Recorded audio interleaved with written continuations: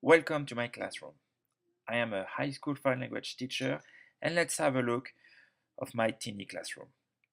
As you can see, I have a very small room. I have less than 30 desks, and let's have a look at my available technology.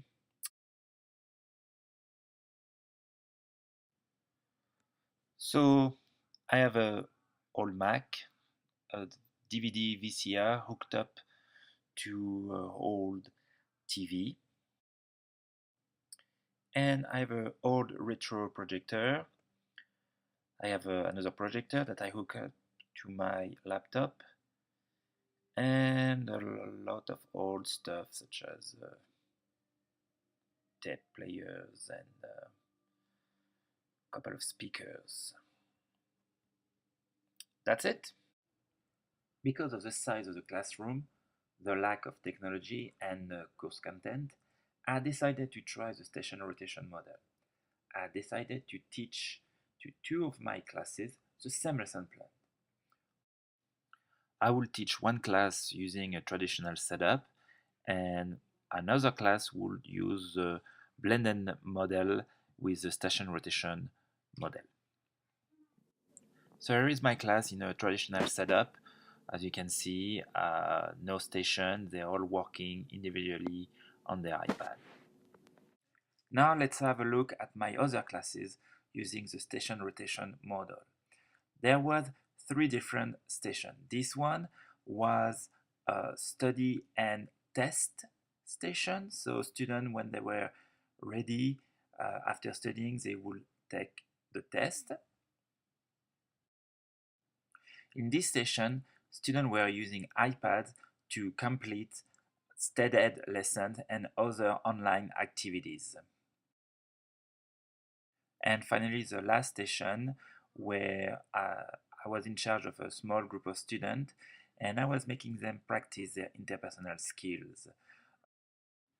Since our school is running on the 95-minute blocks, I decided that each group will change station every 25 minutes. So all of my three groups will have time to practice their interpersonal skills with me, study and take a test, and also work on online activities.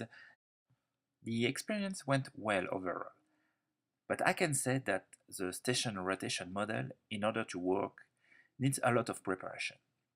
Preparation of activities, of course, but also preparation of students. A lot of time needs to be used to tell the student what to do. They need to know what are the teacher expectations. Since I am alone in a classroom, it is easy for students to not follow direction and not working. So it can be a lot to take in, especially for a new teacher.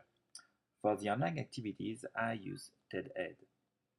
So I can have the result of each of my students right away and have all the data I need to make adjustments and better personalize my teaching. Between my two classes, there was not a lot of differences in terms of results, but probably because the blended model needs time to be effective. When I asked the students what they thought about the experience, it was also mixed. Some really liked the freedom to work on their own pace and the change of stations. Others felt lost and constantly asked for help. Again, I think students need to be coached and trained so they can be efficient, but again, it needs time.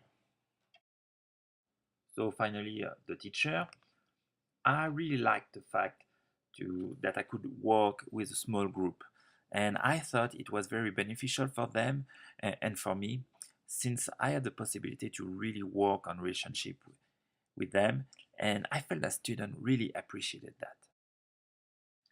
I was still delivering my teaching, but in front of a small group, and I felt that I was not wasting time explaining things. I could go deeper and help each of my students. So in the end, it's really something that I want to pursue in my teaching. But I guess I need to establish a lot of classroom routines so it can be smooth and my class don't waste time during transitions. It also means a lot of work with the technology piece and creating all of those playlists. But once it's done, I can imagine my role changing. I can see me working closely with all of my students in a better way. I really enjoyed the experience. So I would like to thank my students, my head for helping me holding the video cam, Brian Greenberg, Rob Schwartz, and Michael Horn for their very interesting MOOC, and of course you for watching it. I hope you enjoyed it. So thank you et au revoir.